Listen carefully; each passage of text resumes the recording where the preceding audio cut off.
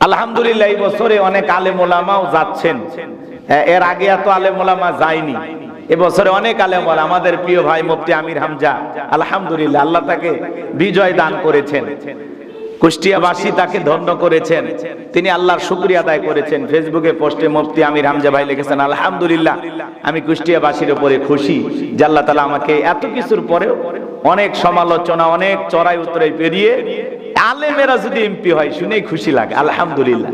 তো আল্লাহ যেন ওনাকে সংসদে গিয়ে জনগণের কল্যাণে, এদেশের মানুষের কল্যাণে, ইসলামের কল্যাণে ভালো কিছু কথা উপস্থাপন করা তৌফিক দান করেন, জোরে বলুন আমিন। ঈমান আনার পরে নামাজের যেমন গুরুত্ব আছে, রোজারও তেমন গুরুত্ব আছে। মুমিন জীবনের গুরুত্বপূর্ণ ইবাদত হলো রমাদানের রোজা, যেটাকে আল্লাহ তাআলা ফরজ করে দিয়েছেন। নামাজ যেমন ফরজ, সিয়ামটাও আপনার জন্য ফরজ। আর রমাদান এমন একটি মাস, রমাদান আমাদের কাছে সিয়াম এবং কিয়াম নিয়ে আসে। সিয়ামুল লাইল, কিয়ামুল লাইল। রমাদান আপনাকে আমাকে পরিবর্তন করার জন্য এমন একটি মাস আল্লাহ তাআলা দিয়েছেন, যে মাসে একটি নফল ফরজের সমতুল্য। সুবহানাল্লাহ।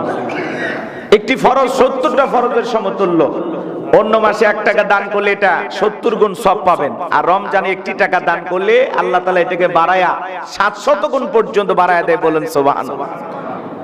তাহলে রমজানের গুরুত্ব কত বেশি। সে রমজান মাস আমাদের কাছে আসে যায়, আমরা পরিবর্তন হই না। রমজান মাস আসে যায়, আমরা পরিবর্তন হই না। রমাদানের মাধ্যমে আমরা নিজেদেরকে পরিবর্তন করাইতে পারি না। এজন্য আমাদের এই বিষয়গুলো খুবই গুরুত্ব দেওয়া লাগবে। আমরা যেন রমজানের মাধ্যমে নিজেকে পরিবর্তন করাইতে পারি। হাদিস শরীফের ভিতরে আসছে, হযরতে আবু হুরায়রা রাদিয়াল্লাহু তাআলা আনহু বলেন, রাসূল করিম সাল্লাল্লাহু আলাইহি সাল্লাম বলেছেন, তোমাদের নিকট যখন রমজান মাস উপস্থিত হয়, এটি এক অত্যন্ত বরকতপূর্ণ মাস, বরকতের মাস। আল্লাহ রাব্বুল আলামিন এই মাসে তোমাদের প্রতি রোজাকে ফরজ করে দিয়েছেন। এই মাসে আল্লাহ রাব্বুল আলামিন আকাশের দরজাকে উন্মুক্ত করে দেয়, বলুন সুবহানাল্লাহ।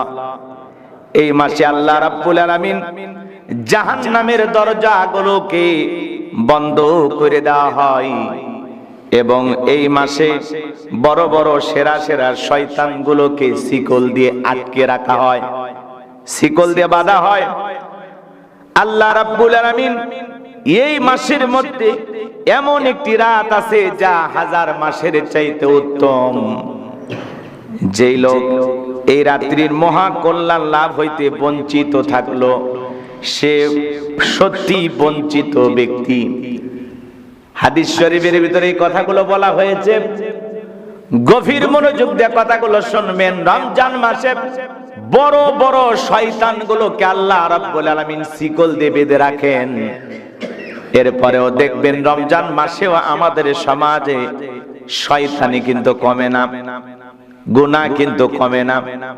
একটা গাড়ি রানিং আছে, ওই গাড়ি থামাইতে গেলেও, ব্রেক ধরতে গেলেও কিন্তু 2-4 হাত যায়। একটা ঘড়ি ব্যাটারি নষ্ট হয়ে যাচ্ছে, তাও কিন্তু কাঁটা 2-1 বার নড়াচড়া করে।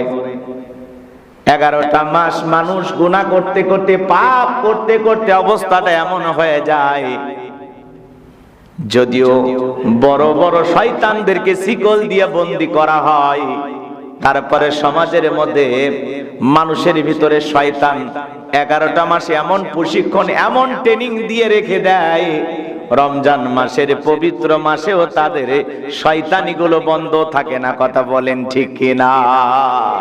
এই জন্য অনেকে বলে, হুজুর রমজান মাসে শয়তানকে বন্দী করা হয়েছে, এরপরেও কেন খুন হয়, এরপরেও কেন ধর্ষণ হয়, এরপরেও কেন সমাজে এত অন্যায় অবিচার হয়, রমজান মাসেও কেন মানুষ সুদ খায়, মিথ্যা কথা বলে, এত গুনাহের কাজ কেন মানুষ রমজান মাসেও করে?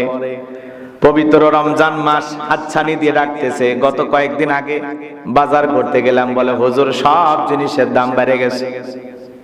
পৃথিবীর অন্য অন্য রাষ্ট্র আছে, যেই দেশগুলোতে পবিত্র রমজান মাস আসলে ওই দেশের সরকার রাষ্ট্রপ্রধান যারা থাকে তারা বাজারটাকে নিয়ন্ত্রণ করে, ব্যবসায়ী ভাইয়েরাও বাজারটাকে নিয়ন্ত্রণ করে যে রমজান উপলক্ষে আমরা 10 টাকা 20 টাকা প্রত্যেকটা জিনিসের উপরে ছাড় দেব।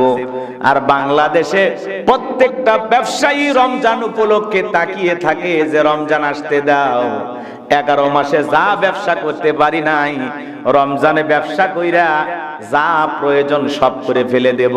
এই জন্য রমজান মাস আসলে দেখবেন ছোলা বুটের দাম বেড়ে গেছে, চিনির দাম বেড়ে গেছে, কাঁচা মরিচের দাম বেড়ে গেছে, লেবু শসার দাম বেড়ে গেছে, মিশ্রির দাম বেড়ে গেছে, প্রত্যেকটা জিনিসের দাম বেড়ে গেছে। বেগুনের দাম বেড়ে যায়, কাঁচা সবজির দাম বেড়ে যায়।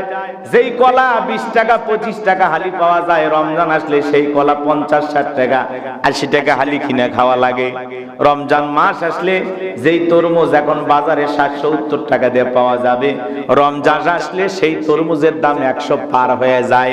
মানে রমজান মাস বাংলাদেশের কালো অসাধু বাজার ব্যবসায়ী যারা আছে এরা সিন্ডিকেটের মাধ্যমে গোস্তের দাম বলেন, ডিমের দাম বলেন, ছোলা বুটের দাম বলেন, চিনির দাম বলেন, সবকিছু দিন দিন কয় টাকা করে বাড়াবে এই প্ল্যান তারা আগেই করে রাখে। কথা বলেন ঠিক কিনা?